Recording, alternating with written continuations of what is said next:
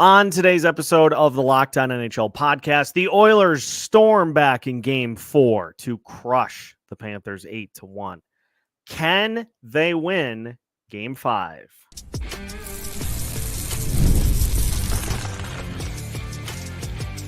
You're Locked On NHL, your daily podcast on the National Hockey League. Part of the Locked On Podcast Network, your team every day. Hello and welcome to another episode of the Locked On NHL podcast. We are your team every day, and we thank you for making Locked On NHL your first listen each and every day. Make sure you subscribe on YouTube and your favorite podcast platform so you don't miss out on any new episodes throughout the week. Today's episode is brought to you by FanDuel. Make every moment more. Right now, new customers get $200 in bonus bets with any winning $5 bet. That's $200 in bonus bets with any winning $5 bet. Visit FanDuel.com/LockedOn to get started. On today's episode of Locked On NHL, we will recap a throttling by the Edmonton Oilers to get back into the series, winning 8-1 over Florida to stave off a sweep. We'll see how long this could potentially go, and we'll talk about Connor McDavid's historic postseason and where it ranks amongst the leaderboard. My name is Seth Toupal, host of Locked On Wild, joined by JD Young of Locked On Sharks. JD, it's not a 4-game sweep. The Oilers, with the help of Shania Twain, win Game 4, 8-1. So let's just dive right in. What did you think of the Oilers' performance? Is this lightning in a bottle, or, in the words of Shania Twain herself, down 3-0 in the series, that don't impress me much? I think it was a bit of a balancing of what we've seen in this series, where I think the Oilers have been a little bit better than the final score indicates. But I don't think they're at 8-1 every type of performance. So I think this was just a course correction from the hockey gods to make this thing look closer. When we look at the end of the series, we look at all the numbers and stuff to make this thing a little bit closer than it actually has been. But I think the Oilers took advantage of a lot of Florida mistakes that we have not seen from them this and something we had talked about was, well, if for them to get back in this series, I think they need to try to kind of open things up a little bit. And we saw them really, especially on the rush, anytime the Florida Panthers made a mistake, there was a turnover at the blue line and it was going the other way. And I think that them opening it up and getting more traffic in front of Bobrovsky was a huge reason for this 8-1 win. But can they repeat it and then do it again and then do it for a fourth time? That remains to be seen so far. Yeah, that's going to be the big key. And you look at the overall numbers, and we still saw a lot of what Florida has been trying to do in this series, which is to be the more physical team and to kind of wear down this Oilers club. They had 49 hits in the game. Edmonton managed to get 35 shots, but for the first time this series, what we finally saw was the Oilers being able to capitalize on special teams. They had a shorthanded goal.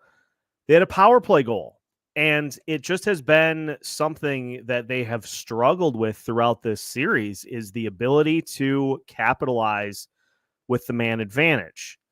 And, on the Oilers side as well, finally being able to get the Panthers power play off track. So for me, the big one that I look at as, now, it wasn't the sole reason that Edmonton won this game by any stretch of the imagination, but they finally got enough credit to Shania Twain here, or whatever. It's like, that's the reason why they won. She has to be back, right? Yeah, oh, absolutely. They're going to smuggle her into Florida now. She's on the plane and everything. Yes, she is. Yeah.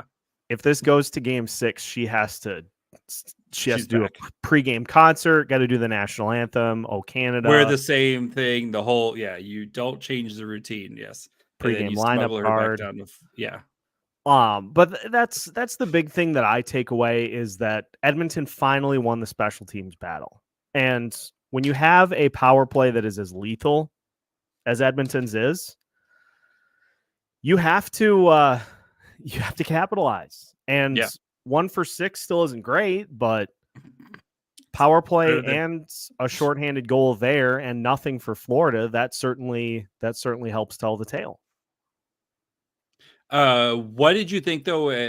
Especially like speaking of the shorthanded goal, because that came off a power play, but that felt like it should have been a 5-minute major on that power play with the knee-to-knee action there in Florida. They, of course, if you're Florida, you need to not give up so many shorthanded goals. That they've given up, it feels like a bajillion of them this postseason run, but that felt like if that was still a 5-minute major and Florida was able to at least tie it, make it 1-1, and maybe kind of build on the momentum, we're probably talking about how Florida wins has won the cup, and we're kind of what went wrong with Edmonton here in this episode. But I think that was a kind of a big point, especially after we talked about in previous game where one of the previous games where they had a 5-minute major, they didn't call another 5-minute major on Draisaitl.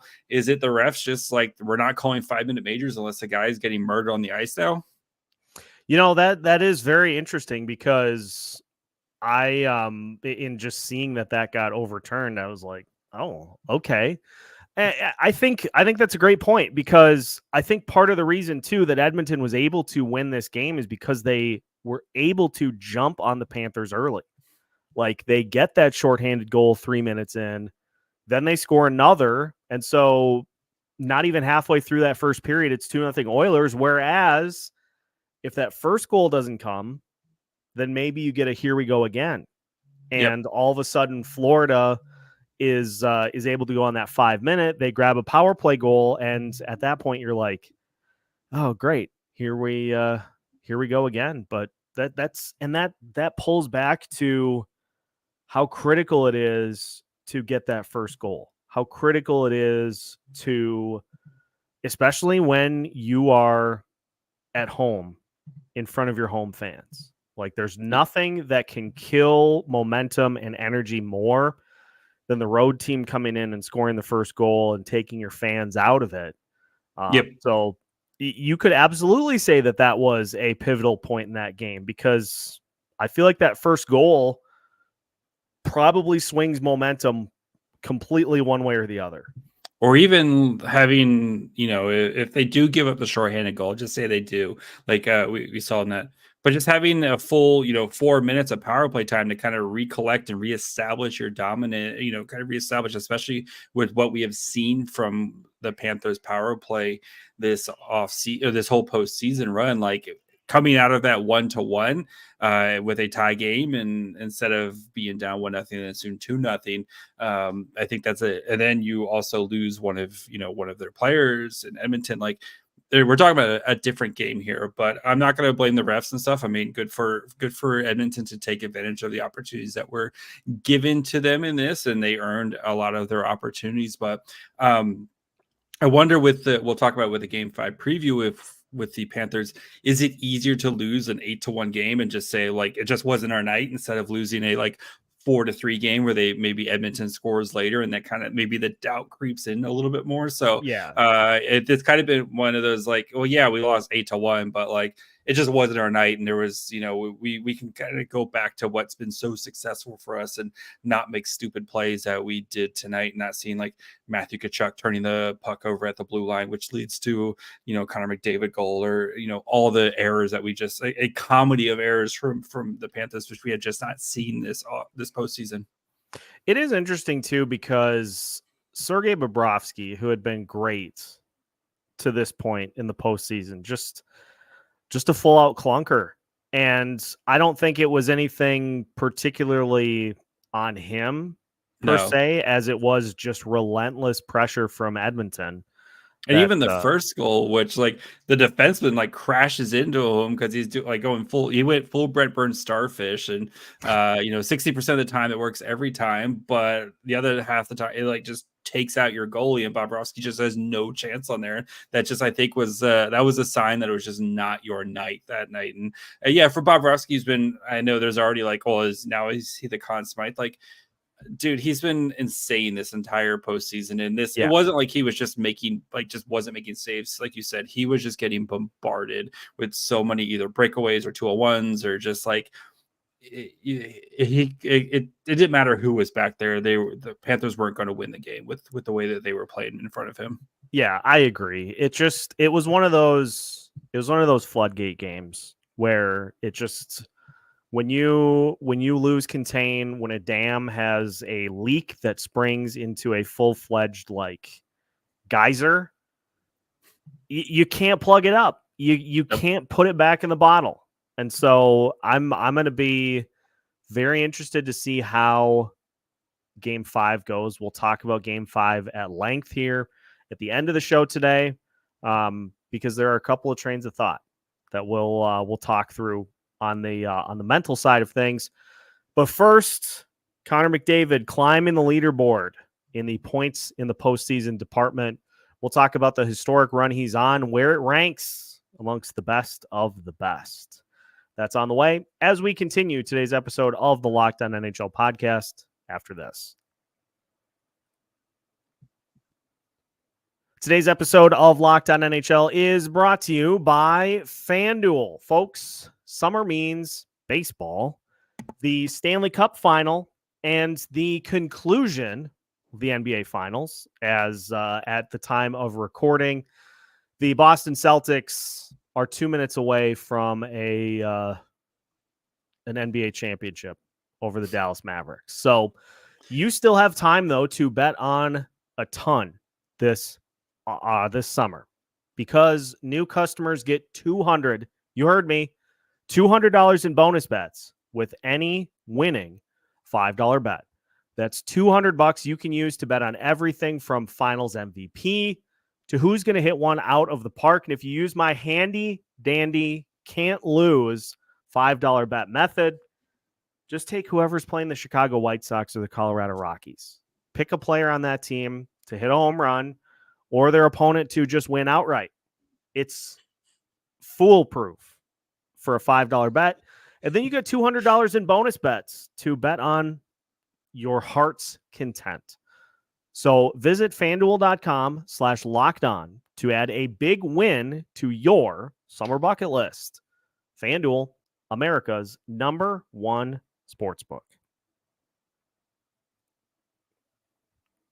Welcome back to today's episode of the Locked On NHL podcast. Once again, we are your team every day, and we thank you for making Locked On NHL your first listen each and every day. Make sure after the show is done today that you check out the first of its kind 24/7 streaming channel, Locked On Sports Today, giving you a full dose of your favorite sports, your favorite teams, your favorite Locked On hosts. And the best part of all is we do not sit on either side of a table and scream. You get actual sports discussion with your favorite hosts, and you can find all of it 24/7 on YouTube or the Amazon Fire Channels app. Locked On Sports Today, linked to this video. So once you're done listening, just hang out and you'll be directed right to it. All right, JD, let's talk about the historic run that Connor McDavid is on, courtesy of NHL Public Relations. Get this. Stanley Cup playoff single season point leaders. The all-timer, 1985. Wayne Gretzky had 47 points. It's pretty good. In 1985. How many games? It's a great question. It's like 7 games. Not yeah. Oh my god. That'd be absurd. Actually, I bet I could tell you. I'll just pull it up here as I read the rest of the names on the list. So Wayne Gretzky, 47 in 1985. Mario Lemieux had 44 in 1991. Wayne Gretzky also had 43 points in 1988, 40 with the Kings in 1993 and 38 in 1983. Also Paul Coffey with 37 in 1985 and Evgeny Malkin with 36 in 2009. Connor McDavid, 18 games for Wayne Gretzky. 18 he did 47 points in 18 games. Come on. That's like 3 points a game. That's absurd. Yeah, he had 17 goals in 18 games and 30 assists. I think the craziest number of all of those is the fact that he was a plus 27 in 17 playoff games, 18 playoff games. Yeah. I'm not a big plus minus guy, but man, yeah, that's pretty good. that's still just obscenely good. So all time, Connor McDavid now sits in 5th, 38 points this postseason. And 6 goals, 32 assists, and his first goal of the Stanley Cup playoffs in the throttling of the Florida Panthers. Finals. Sorry. Yeah, it's nice to see that McDavid just is continuing to just rack up the points at a high level. Obviously, he would take 0 points to be up 3-1 over the Florida Panthers. But, it is funny too. I feel like I've been watching Connor McDavid play his entire career, and he's still just 27. He does not look 27 after that man looks like he's lived a life so far in Edmonton, especially with the beard, the playoff beard right now. But yeah, it's crazy that like of this run, 38 points. He only has 6 goals. Like I would have easily put it in double digits if you'd asked me like how many goals, what's the over under, and I would have easily put it in.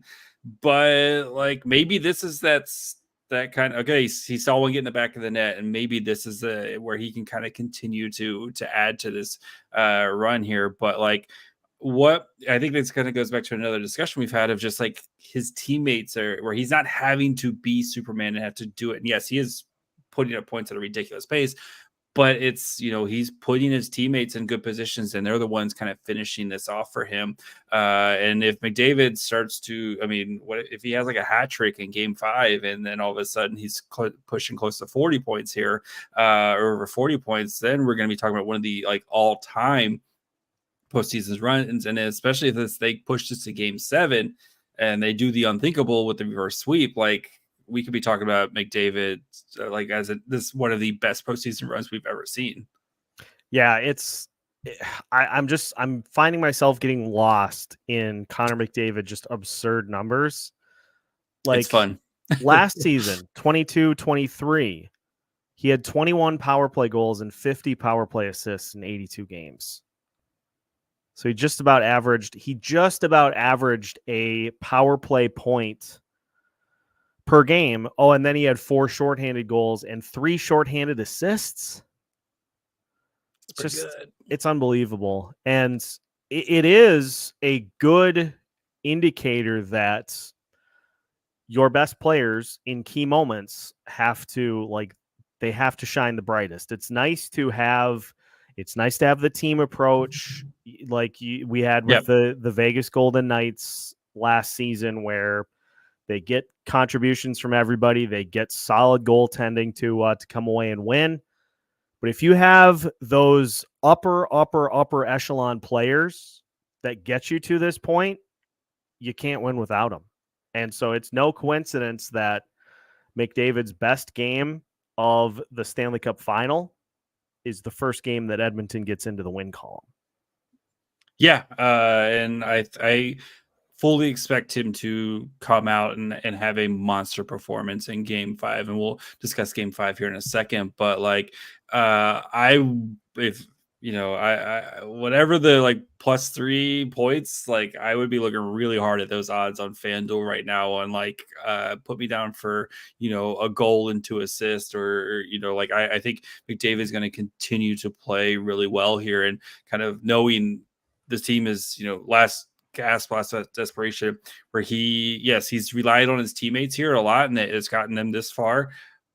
But he needs to just be like the ridiculous, I'm the best player in the world, and there's nothing anybody's going to do about it. And I think that's their kind of force, or their path to continue to extend this series here right now, and especially since we saw some cracks in the armor from the Panthers last game. Yeah, this is a key point in this series because there are two ways that it can go. I mean, obviously, like either Edmonton. Is this a must-win game for the Oilers? Either Edmonton keeps this going, or Florida stamps out the momentum immediately. And so let's take a look at Game 5 and the likelihood that Edmonton keeps this going. That's on the way on today's episode of the Locked On NHL podcast after this. If you have getting life insurance on your to-do list, you need to check out Policy Genius.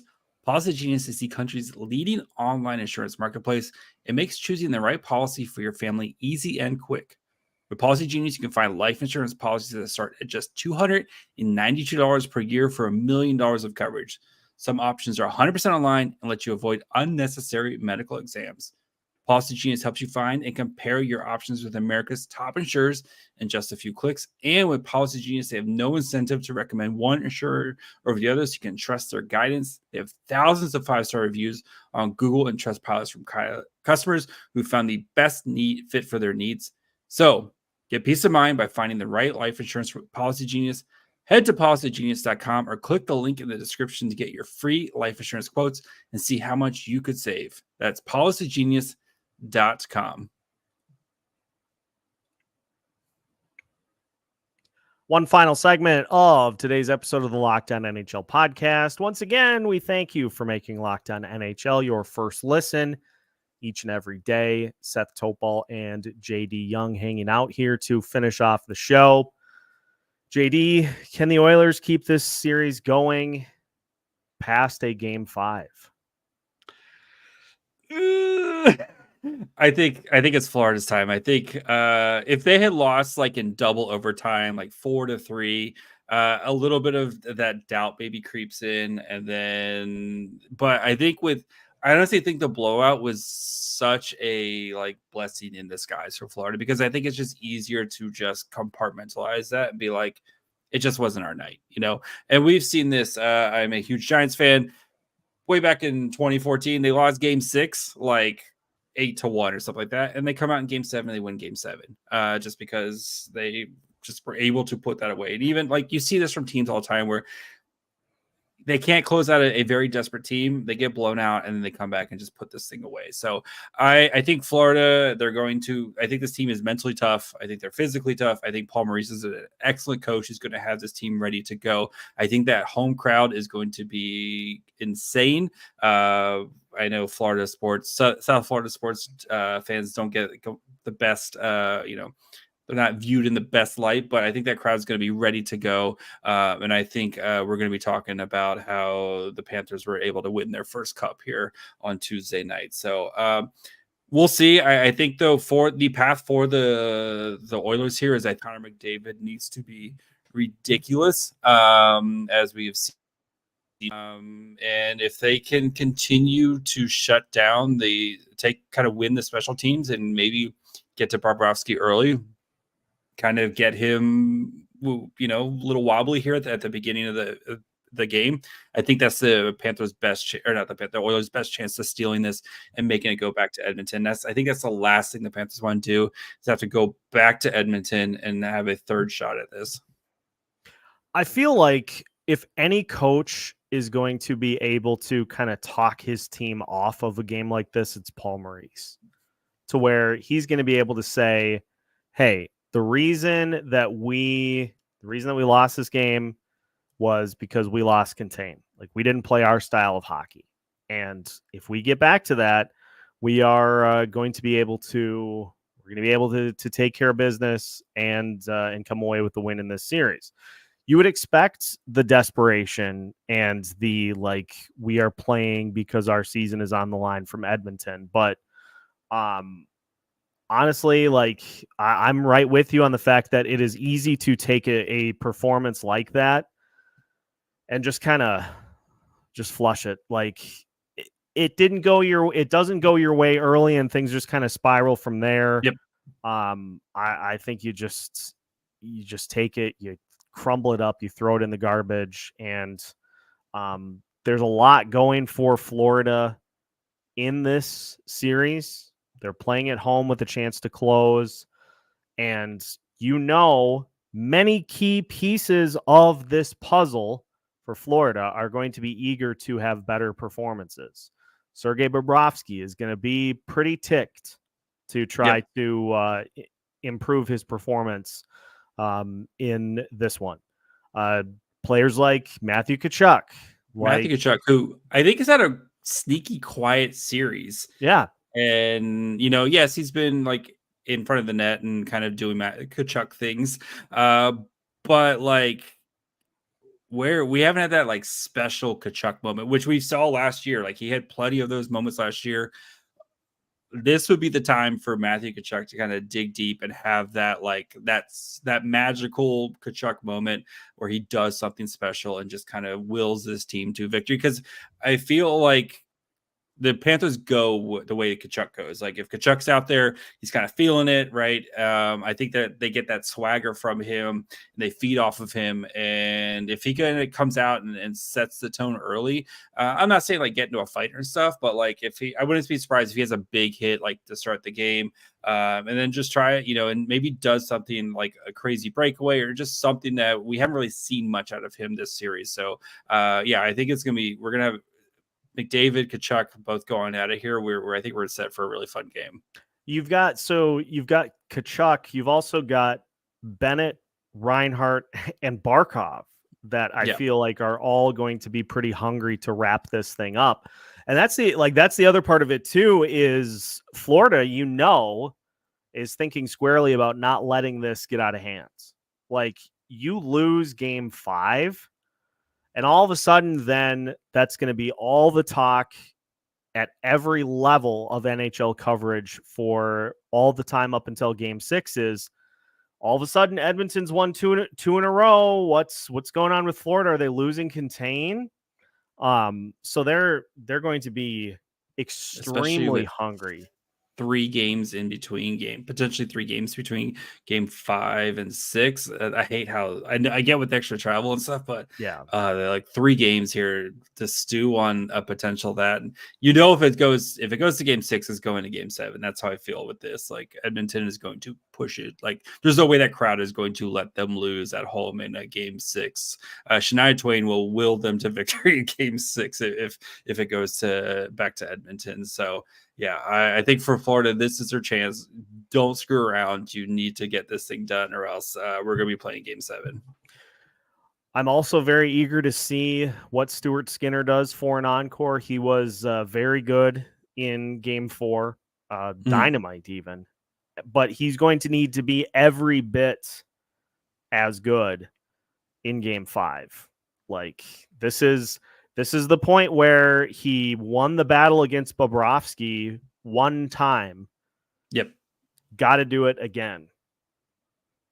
Because we've seen throughout this postseason, there have been no shortage of strange goals that have been scored and goals that you look and you're like, oh my gosh, how did the goalie let that one in? Yep. Like, how did that happen? You cannot afford that. You cannot afford any bad bounces if you're the Edmonton Oilers. So, no room for error at this point. Zero margin. It's thin. You just got to go take care of business. But unfortunately, I'm with you. I don't think Edmonton gets this to Game 6. Yeah, I think, like I said, if you're talking about like a crushing double overtime loss in Game 4, where like Florida play, like both teams were just even and just like a bad bounce or something, and then I think, like I said, I think that doubt starts to creep in a little bit. But I think losing in the way they lost with everything going wrong, I think it makes it easier to kind of move on. And I'm curious to see how the defensemen for the Panthers play, especially because I think for the most part they all just had a terrible game with so many mistakes and mental errors and pinching at the wrong time. And just I'm curious to see how, if they let a little bit of that doubt creep in. But I like you said, I think Paul Maurice, he's going to have this team ready to go, and I think they're going to come out and try to and finish this thing off. That leaves us with the final question to ask: who takes home the Conn Smythe? Bobrovsky. I'm gonna flush game 4. I think he's been stellar this postseason. He had one bad outing, and the Panthers would not be here without him. I think I expect him to be lights out in this game as well. So yeah, he has allowed more than 2 goals in this postseason. 1, 2, 3, 4, 5, 6 times in 21 starts. That's a hashtag good. He's 15-6 in 21 starts, a 2.27 goals against average, a 909 save percentage, and that's with shutouts. That game we got pulled. Giving up 5 goals. He's good. So he's been very good. And I think the story will, like the Bobrovsky redemption story of like this guy was going to be bought out like 2 years ago to be in a Conn Smythe. We in hockey media love narratives, and I think that that's going to be a driving force for him winning the Conn Smythe here. So it's an impressive bounce back, to say the least. Well, we will see what happens.